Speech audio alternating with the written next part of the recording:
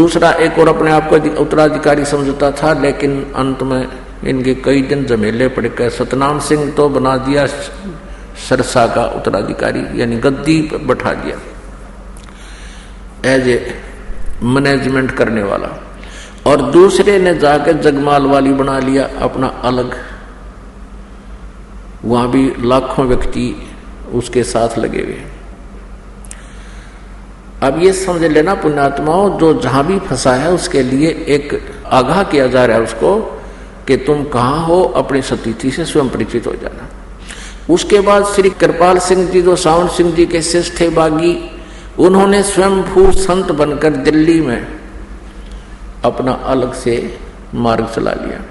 उस कृपाल सिंह जी का एक शिष्य बागी हो गया ठाकुर सिंह, उसको गद्दी मिली नहीं दिल्ली की, उसने अपने दर्शन सिंह को दे दी, वो अलग उसने नारा सांग जोड़ दिया। ये बड़ी आत्माओं ने भगवान की जरूरत है, आवश्यकता है, इनको कोई बहका ले जो चार बात अलग से जानता हो और जिसमें नाम भगवान का आता हो, क्योंकि आत्मा भगवान को, परमात्मा को उसी दिन से खोज रही है जिस दिन से ये उससे विमुख हुई है। इस पर गलती बनी हुई है। अब पुण्यात्माओं, समझदार को संकेत ही बहुत होता है। अब श्री शिवदयाल जी की के दुर्गति हुई उस साधना से जो अन्य सभी भक्त कर रहे हैं, उसके अनुयायी कर रहे हैं, तो इससे आपको सहज में आसानी से निर्णय हो जाएगा कि अन्य का क्या होगा। जब उनके मुखिया की ऐसी दुर्गति हुई, वो प्रेत बना, अपनी शिष्या बुक्की में बोलने लगा, फिर उसी तरह हुक्का पीने लगा, जो पहले की तरह भोजन खाने लगा, और किसी उसके जो शिष्य थे कोई उन पर आपत्ति आ जाती तो उस बुक्की के सामने खड़ा होकर उस प्रेत से प्रश्न करते, वो प्रेत उत्तर देता। तो पुण्यात्माओं, अनमोल मनुष्य जीवन उसने अपना भी बर्बाद कर लिया और करोड़ों जीवों को और काल के मुंह में फंसा कर चला गया। अब गलत साधना करने से, शास्त्र विरुद्ध साधना करने से head of the department of Radha Swami, chief of the Radha Swami पंथ श्री शिवदयाल जी की के दुर्गति हुई। पहले ये दिखाते हैं आपको, उनका कोई गुरु नहीं था, और परमेश्वर अपनी वाणी में कहते हैं, गुरु बिन माला फेरते, गुरु बिन देते दान, गुरु बिन दोनों निष्फल हैं, चाहे पूछो वेद पुराण। श्री शिवदयाल जी 5 नाम दान करते थे, ओंकार, ररंकार, ज्योति निरंजन, सोहम और सतनाम। ये इकट्ठे जाप करने हैं, इकट्ठे जाप करने हैं, जैसे ओंकार, ररंकार, ज्योति निरंजन, सोहम, सतनाम। सतनाम भी एक जाप करने का ये बताते हैं। तो इनकी बुद्धि कति गामजारी है, कति कंडम थे ये लोग। बालक भी अच्छा ज्ञान रखते हैं इनसे, जो इनका ज्ञान आपको दिखाएंगे। और ये बन गए संत, अंधों में अंधे ही मुखिया बन गए। और परमात्मा कहते, अंधे की बाँ गई अंधे ने, ये मार्ग कौन बतासी। अब देखो श्री शिवदयाल जी की के दुर्गति हुई, जिसने राधा स्वामी पंथ का प्रवर्तक कहा जाता है, जिसने यो इतना बड़ा जन समुदाय डुबो दिया। देखिएगा उनका जीवन चरित्र। जीवन चरित्र स्वामी जी महाराज, राधा स्वामी ट्रस्ट, स्वामी बाग से। राधा स्वामी दयाल की दया, राधा स्वामी साहेब, जीवन चरित्र स्वामी जी महाराज। लेखक लाला प्रताप सिंह सेठ, ये शिवदयाल जी का छोटे भाई थे। 3 भाई थे ये, सबसे छोटा ये प्रताप सिंह सेठ था। प्रकाशक राधा स्वामी ट्रस्ट, स्वामी बाग, आगरा। ये देखिए, ये है श्री शिवदयाल जी। इनके बारे में क्या लिखा है, परम पुरुष पूर्ण धनी आदूर स्वामी जी महाराज।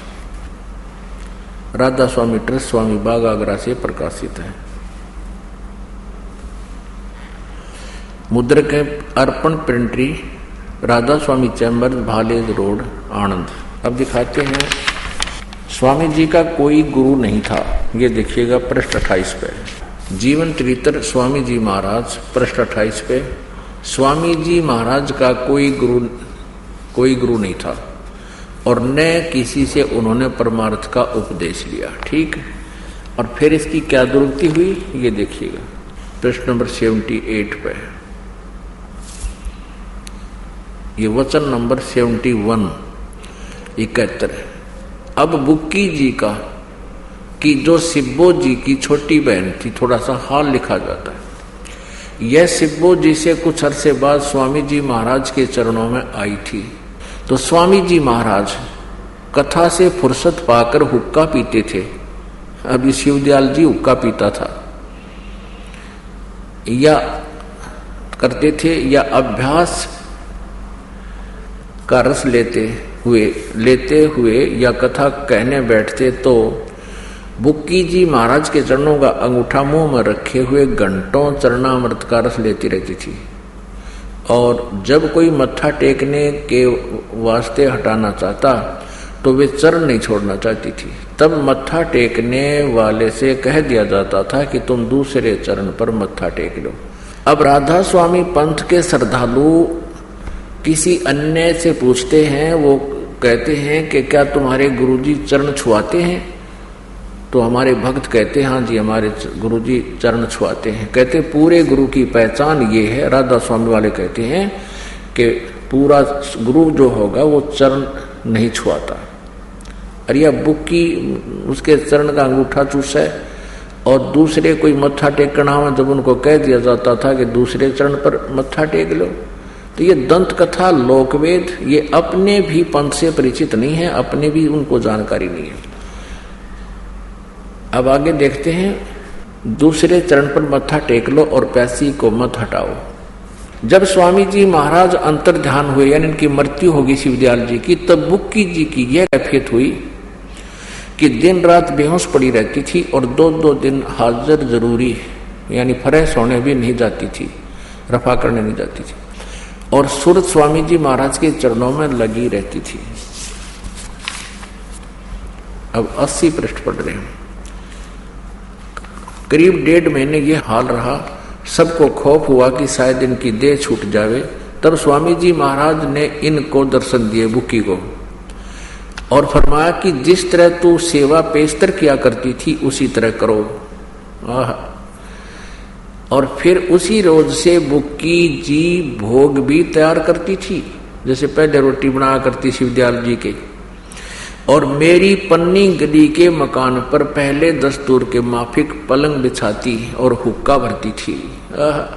ये लेखक है शिवदयाल जी का छोटा भाई प्रताप सिंह जी। वो कहता है कि मेरी पन्नी गली के मकान पर पहले की तरह भोग भी तैयार करती थी और पलंग बिछाती और हुक्का भरने लगी, और वह पलंग अभी तक बिछा रहता है। गर्ज की जिस तरह से की पेशतर सेवा किया करती थी, पेशतर माने पहले उसके जीते जी, गर्ज की जिस तरह से पेशतर सेवा किया करती थी, यानी जैसे पहले सेवा करती थी, उसी तरह से कुल काम करने लगी। और स्वामी जी महाराज उनको ध्यान के समय में प्रगट दर्शन देते थे और कुल सेवा उसी तरह कबूल फरमाते थे। अब देख लो, अब बुक्की में आ जाता हो और वह कब रोटी खाता वो खुद बुक्की के माध्यम से, और बुक्की हुक्का पीती उसी पलंग पर बैठ के। यानी शिवदयाल जी बुक्की में प्रवेश होकर पहले की तरह कुल सेवा उसी तरह कबूल फरमाते थे, जैसा कि अंतर ध्यान होने के पेशतर यानी पहले करते थे। अंतर ध्यान होने से पहले रोटी भी खाता था, वो हुक्का भी पिया करता वो खाना खा के। फिर उस बुक्की में आ गया, फिर वो बुक्की लड़की खाना बनावे अब पे खावे, उसमें भूत खावे, और हुक्का पियो पहले ना पीती थी, फिर हुक्का पीने लगी। वो भूत बनकर शिवदयाल जी राधा स्वामी पंथ के मुखिया उसमें प्रेत बनकर आगे अपने शिष्या बुक्की में, और हुक्का उसी तरह हुआ हुक्का पीवे उसके माध्यम से और खाना खावे। और बुक्की जी को महाराज उनके आखिरी दम तक प्रगट रहे, उसमें अमरी इतने उसका माए बड़े रहे, प्रवेश रहे भूत। यहाँ तक कि जिस किसी को जब कोई बात स्वामी जी महाराज से अर्ज करनी होती थी तो वे बुक्की जी के जरिए से दरियाफत कर लिया करते थे। अब मान लो किसी ने प्रश्न करना था स्वामी जी से, बुक्की के सामने बोलते, वो भूत बोलता फिर बुक्की में शिवदयाल जी तरह गजब भैया। यानी बुक्की जी अभ्यास के समय स्वामी जी महाराज को प्रकट करके हम कलाम हुआ करती थी। न्यूकस बुक्की जी स्वामी जी को ध्यान के समय प्रकट कर लेती थी और फिर बोला करती थी। या इनकी अपनी बनावटी बात है। जिस तरह ये क्रिया हो रही है ये बिल्कुल भूत उसमें बोला। आगे देखना, इस नियाजमंद को भी जब कभी भीड़ के समय में घबराहट होती थी और किसी तरह से अकल काम नहीं देती थी, यानी कोई आपत्ति आ जाती थी, जी घबराता था, तो तब बुक्की जी के जरिए से स्वामी जी महाराज का हुक्म लिया करता था। बुक्की जी में इंटरनेट लग गया फिर, और जो उसके भाई में ना लग गया या ओरा में ना लग गया, वो भूत आ गया, उसमें प्रवेश हो गया और उसमें बोलने लग गया जैसे आम भूत बोलते हैं। जैसे ब्रह्मा कुमारी पंथ है, एक भूत का चलाया हुआ है, उसी तरह वो बोलता है करके, ऐसे ये बोलने लग गया इसमें। तब बुक्की के जरिए से स्वामी जी महाराज का हुक्म लिया करता। ये लेखक कह रहे हैं, लेखक उसका छोटा भाई शिवदयाल जी का। और जैसा हुक्म होता था उसी के मुआफिक बंदा कारबंद होता था। तो इसके इस प्रताप सिंह में क्यों ना हम कलाम हुआ, बुक्की हम कलाम हुआ थी, ये भूत बोला था इसमें। अब कहते हैं जैसा भी हुक्म होता था उसी तरह मुआफिक बंदा कारबंद होता था, यानी जो आदेश होता उस भूत का, वो लेखक कहता मैं उसी के आदेश अनुसार आगे क्रिया करता था। और इसी तरह राय साहब यू शाल्यग्राम, जिसने राधा स्वामी पंथ अलग से लटकाट दिया इसी के प्रेजेंस में, वो भी उसने भी मौज की थी कि बुक्की जी के जरिए से 2-4 बार हुक्म हासिल किए थे। सारे जीवन में 2-4 बार हासिल किए, पता लगे भूत बोल रहा इसमें। फिर यो अपने आत्माओं, गरीबदास साहिब जी ने कहा है, सतगुर पुरुष कबीर हैं ये चारों युग परवाने, ये झूठे गुरुआ मर गए हो गए भूत मसान। ये झूठे गुरु से भी भूत बन जाते हैं और केवल कबीर परमेश्वर जी ये चारों युगों में आते हैं, इनका ये प्रमाण है। सतयुग में सतसुकृत नाम से एक परमेश्वर आए थे पूर्ण ब्रह्म, त्रेता में मुनिंदर नाम से, द्वापर में करुणामय नाम से, और कलयुग में कबीर नाम से। इन राधा स्वामी पंथ वाले श्रद्धालुओं से कोई पूछने वाला हो कि ये कहते सन 1818 में इनका जन्म हुआ, इससे पहले का कोई इतिहास है इस तुम्हारे परम धनी का? ये तुम परम धनी कहते हो, इससे पहले किसी युग में आया ऐसा है कोई इतिहास? नहीं। और वेद गवाही देते हैं कि वो परमात्मा प्रत्येक युग में आता है और यथार्थ ज्ञान वह स्वयं ही अपने भक्तों को प्रदान करता है। अब आपको दिखाते हैं इन नकली पंथों का नकली ज्ञान और झूठे नाम। पुण्यात्माओं, जब तक आपके समक्ष इनके द्वारा दिए गए उपदेश और मंत्र रूबरू नहीं होंगे और फिर वास्तविक मंत्र बतावांगे, किस किस संत ने कौन कौन से मंत्र जाप किए और किस पर वो प्रमाणित है कि उनका मोक्ष हुआ, बहुत समय से उनकी जो है ना महिमा गाते आए हैं भक्तजन। अब इनके झूठे ज्ञान की एक झलक बताते हैं आपको। परमात्मा कहते हैं झूठा ज्ञान ये ध्यान कहाँ लाओ, ये बात विद्या चतुराई। ये देखिएगा एक पुस्तक है सार वचन राधा स्वामी नसर यानी वार्तिक, राधा स्वामी दयाल की दया राधा स्वामी सहाय, सार वचन राधा स्वामी नसर यानी वार्तिक, जिसको परम पुरुष पूर्ण धनी स्वामी जी महाराज ने जबान मुबारक से फरमाया है। शिवदयाल जी ने बोले हैं ये वचन जो आपके समक्ष रूबरू कराए जा रहे हैं, जो बाई इज्जत राधा स्वामी ट्रस्ट द्वारा छापी गई है। प्रकाशक हैं राधा स्वामी ट्रस्ट, स्वामी बाग आगरा। मुद्रक हैं दी कोरोनेशन प्रेस, छिल्ली ईंट रोड आगरा। देखिएगा सारवचन वार्तिक नसर यानी वार्तिक दफा 1 पृष्ठ 2 पे हम यहाँ इस दो दफा देखेंगे। इसमें अपने मतलब की बात पढ़ेंगे। सिर्फ काम इतना है कि इंसान यानी मनुष्य अपनी सूरत यानी रूह को उसके खजाने और निकास जहाँ से रूह आई है यानी मुकाम सतनाम और राधा स्वामी में पहुंचावे। यहाँ सतनाम को ये स्थान कहते हैं, मुकाम माने स्थान। राधा स्वामी को भी स्थान कहते हैं। अब आगे देखो, सार्ववचन वार्तिक का भाग 1 पढ़ रहे, पृष्ठ 3 पे 1 नंबर में पढ़ा आपने, ये 1 नंबर में, ये 2 नंबर था। अब तीसरा वचन पढ़ेंगे। जितने आचार्य और महात्मा और अवतार और पैगंबर हर एक मजहब में हुए, वे सब अपने अभ्यास के जोर से अंतर में तरफ मुकाम असली के चले और सब के सब दूर स्थान तक नहीं पहुंचे। और बहुत से मंजिल एक पर, ये मंजिल तो आप आम आदमी समझता, मंजिल माने स्थान। यहाँ एक का उत्तर यहाँ दे रखा है स्थान, मंजिल माने स्थान। ये देखो, ये मंजिल एक, इसका उत्तर यहाँ इनका अर्थ किया है स्थान। तो ये बताया कि सिर्फ संत मंजिल यानी स्थान यानी सतनाम। संत 5वीं मंजिल सतनाम पर गए, यहाँ भी स्थान सिद्ध हुआ सतनाम। और बिरले संत 8वीं यानी राधा स्वामी पद तक पहुंचे मंजिल। अब राधा स्वामी यहाँ स्थान है, सतनाम भी स्थान है। अच्छा, अब वचन नंबर 4 देखिएगा। अब समझना चाहिए कि राधा स्वामी पद सबसे ऊंचा स्थान है और यही नाम कुल मालिक और सच्चे साहब और सच्चे खुदा का है। अब इस स्थान से, राधा स्वामी स्थान से नीचे, इस मुकाम से 2 स्थान नीचे, यानी राधा स्वामी से 2 स्थान नीचे सतनाम का मुकाम है। यहाँ 2 स्थान पर मंजिल सतनाम और यहाँ बता रखा है यानी मंजिल माने स्थान और यहाँ मुकाम सतनाम। मुकाम सतनाम को मुकाम बोल रहे हैं 2 पृष्ठ पे, और 3 ये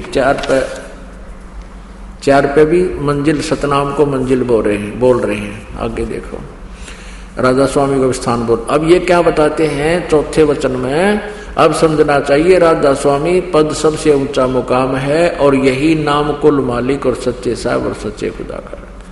और इस मुकाम से नीचे यानी राधा स्वामी स्थान से नीचे 2 स्थान नीचे सतनाम का मुकाम है, यानी सतनाम को स्थान कहो, सतनाम का स्थान है, स्थान का स्थान है। इनका ज्ञान समझ लो ध्यान से कि ये क्या कहना चाहते हैं। सतनाम माने स्थान बता रही है और मुकाम माने स्थान, स्थान का स्थान है। आगे फिर सतनाम को डिफाइन किया है विस्तृत। अब इस सतनाम को, जिसको संतों ने सतलोक भी कहा है, सतनाम को सचखंड भी, और सार शब्द भी सतनाम को, और सत शब्द भी सतनाम को, और सतनाम भी सतनाम को, सतपुरुष भी सतनाम को करके बयान किया है। अब ये भूत तो बनना था जब जिसका ज्ञान ऐसा है। आइए अब हम उन श्रद्धालुओं के अनुभव जानते हैं जो जगत गुरु तत्वदर्शी संत रामपाल जी महाराज जी से दीक्षा प्राप्त कर चुके हैं तथा उनके द्वारा बताए गए भक्ति मार्ग पर चल रहे हैं। नमस्कार सर। साहब जी, क्या शुभ नाम है जी आप जी का? सर कहाँ से आए आप? गांव जाने, जिला इटावा से। सर क्या काम करते हैं आप? भूसे का काम करते हैं जी। सर परम संत सतगुरु रामपाल जी महाराज की शरण माने से पहले आप कौन सी भक्ति करते थे? राधा स्वामी पंथ डेरा ब्यास से। राधा स्वामी पंथ डेरा ब्यास से आपने किस संत से नाम उपदेश लिया हुआ था? गुरिंदर सिंह जी से। संत गुरुविंदर सिंह जी ने आपको क्या मंत्र जाप करने के लिए दिया? 5 नाम दिए थे, ज्योत निरंजन, ओमकार, निरंकार, सोहंग और सतनाम। ये जो 5 नाम संत गुरुविंदर सिंह जी ने आपको दिए थे, इन नामों की भक्ति आपने कितने दिन तक की? 8 वर्ष की भगत जी। 8 वर्ष की भक्ति का आपको क्या लाभ मिला?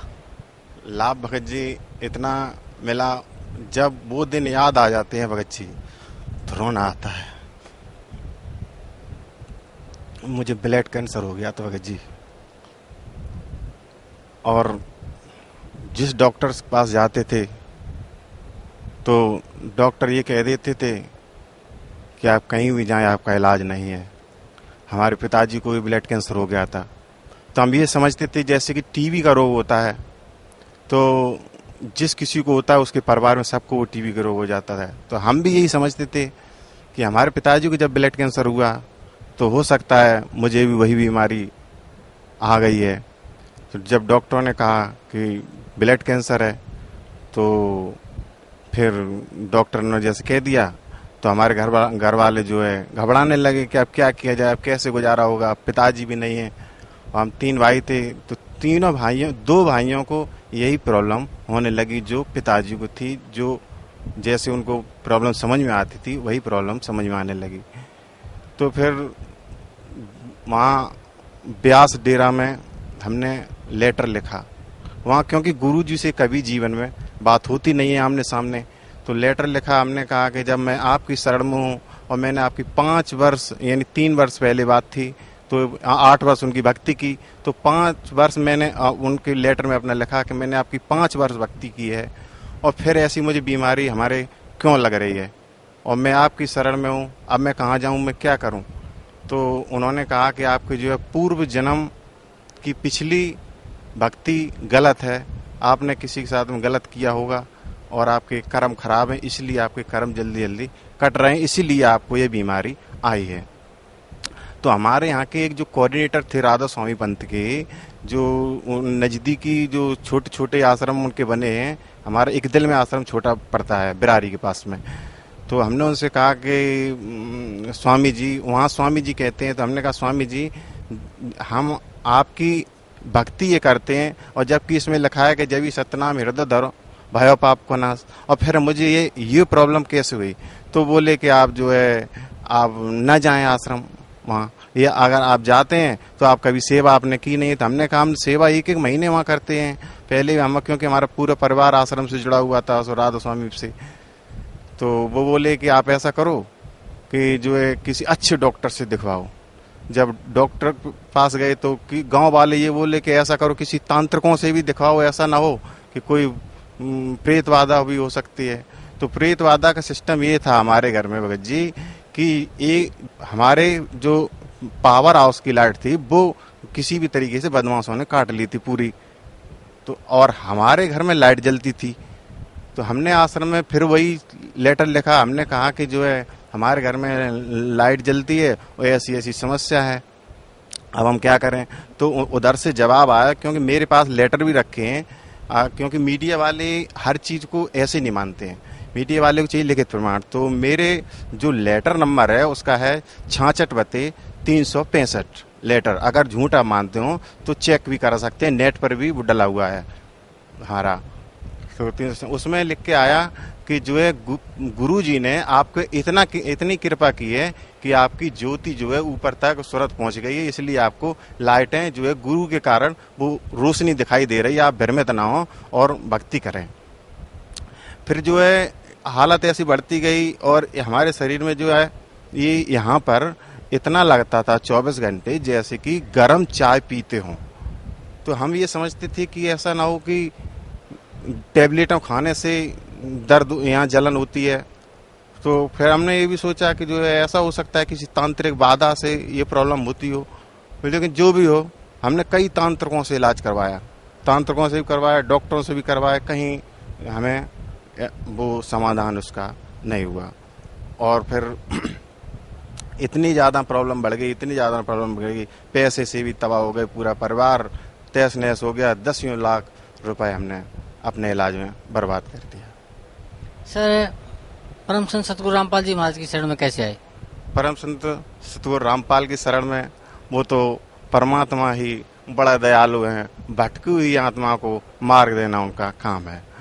एक बार हमारे रिश्तेदार सारे इकट्ठे हुए तो उन्होंने विचार किया कि इसको कहीं दिखाया जाए तांत्रिकों के पास। तो गांव वाले कुछ इकट्ठे हुए तो उन्होंने ये कहा कि गोंगा मेड़ी जो राजस्थान में पड़ता है, झारपीर जिसे बोलते हैं, कि वहाँ ले चलो, वहाँ जो है भूत प्रेत जो भी समस्या हो, रोग वोग सब ठीक हो जाते हैं।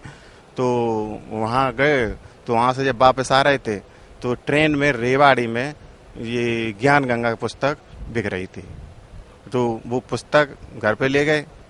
इतनी तथा थी नहीं, क्योंकि शरीर में इतनी जान भी नहीं थी कि किताब को हम पढ़ सकें। भगत जी 1 महीने तक हमने वो पुस्तक किसी ने नहीं पढ़ी, ना किसी ने खोल के देखी, क्योंकि सब लोग के पुस्तक पढ़ने का किसके पास समय है, सब ये सोचते थे कि कैसे जान बचे। तो हमारी भक्तमती ने वो किताब ज्ञान गंगा पढ़ी तो उन्होंने देखा कि इसमें जो कई भक्तों के अनुभव लिखे हैं, तो उन्होंने कहा कि आप जो है इसमें देखिए किसी की ये प्रॉब्लम